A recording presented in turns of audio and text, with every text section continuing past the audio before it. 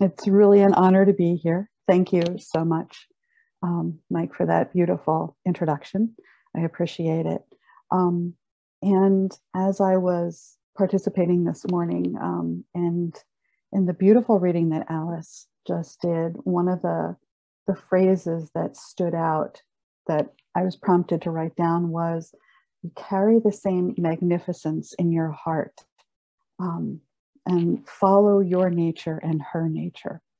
And I think those are really important.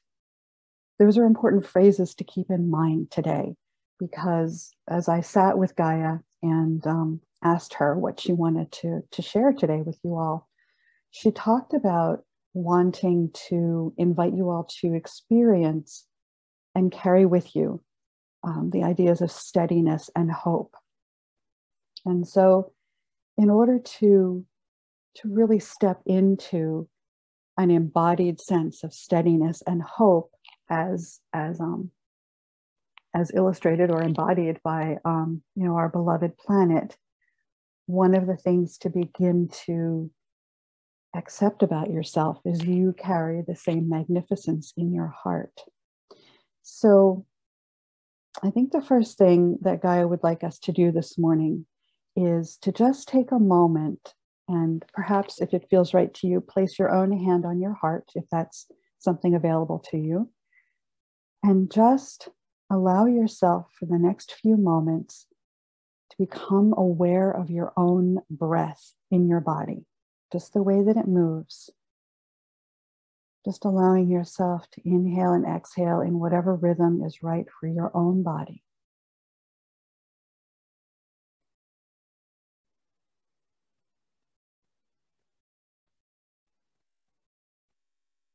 And as you feel the air moving in your nose and down your throat and into your lungs, and then as you move it back out of your body in that rhythm that we all do every day, thousands of times a day, unconsciously, allow yourself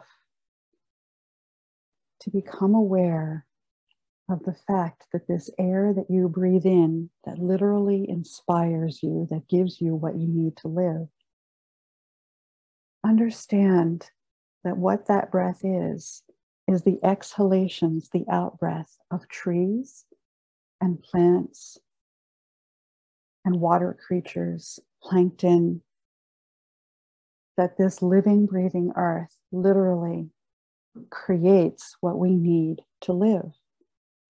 So in this beautiful cycle of inhalation and exhalation, we are inhaling the out-breath of our green world companions, and then we exhale and we give them what they need to live. And this is a way that you can literally experience the presence of the living earth in your body every day at every moment, every time you take a breath. And Gaia wanted to offer that thought to you, that experience to you, so that you have it to take with you, so that at any moment you can pause and be aware by just taking in a breath, and know that the trees are loving you and nourishing you, and you can let out a breath and know that you are doing the same for them, and that this is this constant cycle of giving and receiving. And it is a very concrete thing that you can experience every day in your life. And so that was the first thing she wanted to offer you. And as I was speaking yesterday with Mike in our conversation, one of the questions he asked me was how I access this information, these words.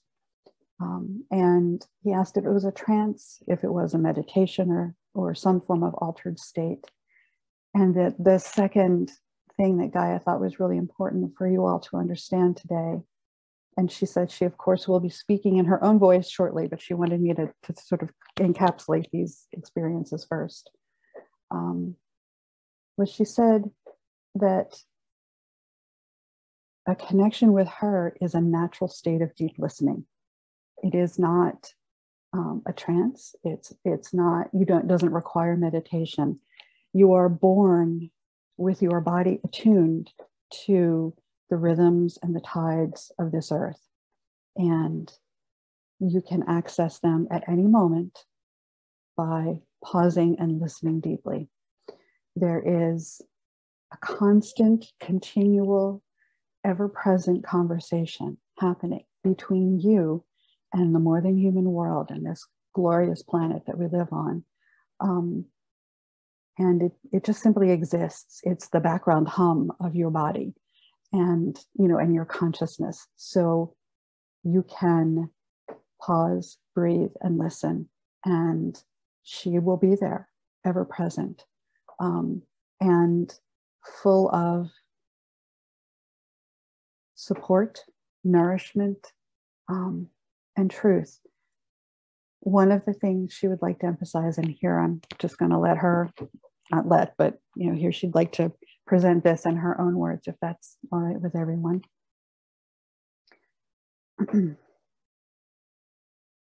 It is my purpose, my hope for all of you, that you understand that while I am a nourishing, nurturing force, I am primarily an embodiment of truth. I will speak to you or offer you images and sensations that allow you to understand the truth of life in that moment. There is a steadiness to that, to understanding at every moment what truth is. There is profound hope in knowing that you and I are always aligned, even if you are not aware of that alignment. You and I are made of the same things. We are both living, breathing cycles. We are both organisms that are constantly growing, constantly changing. It is our purpose to change and grow. You are a living, breathing presence. You are a glory. You are magnificent. And I would like to offer you my presence in your awareness. I will rephrase that. I am offering you your ever-present conscious awareness of me.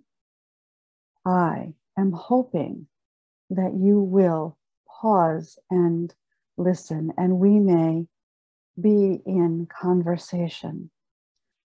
I am hoping that this steady presence, that knowing I am here, I am always with you, is something that will give you hope and will help you to walk a steady path, if not a straight one. For we all know paths weave and turn, and they are not easily followed always. But you can walk steadily, and that is part of my purpose in every human being's life. So I'm going to pause there for a moment because there's part of, bear with me a second, translating. One of the things that can interfere with this kind of ever-present connection, that can interfere with, at least in my experience, with tapping into that is, your logical mind will step in and say, but where is that voice coming from? Or can planets really talk? Or is that tree really, really, trying to get my attention? And so the self-doubt and sort of the logical mind and some of the acculturation that we all go through can occasionally interfere. And I know that speaking to this particular group of people, that's probably not necessarily a huge problem. But Gaia felt that that was important to mention. So at this point, she's really saying that she just wants to hear your thoughts and questions. Mike, I'm not sure if the timing of this works out, or if that I'm within the framework that you're looking for, but she just really wants to open the floor to folks who have questions and thoughts. So is that possible? Hey, Tracie, that's so funny. So you're within highly spiritual people here. So everything is possible at any given moment. Good to know. And I bet you there's, I had a question. I always get the voice first.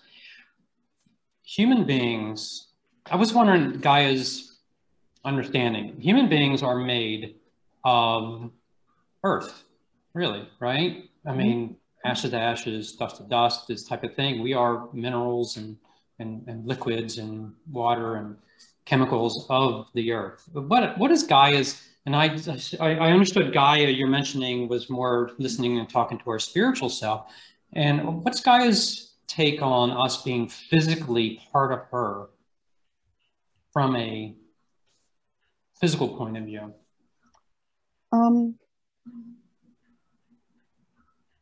Okay, so her response to this is she's confused. Well, okay. Let me sort through the layers here.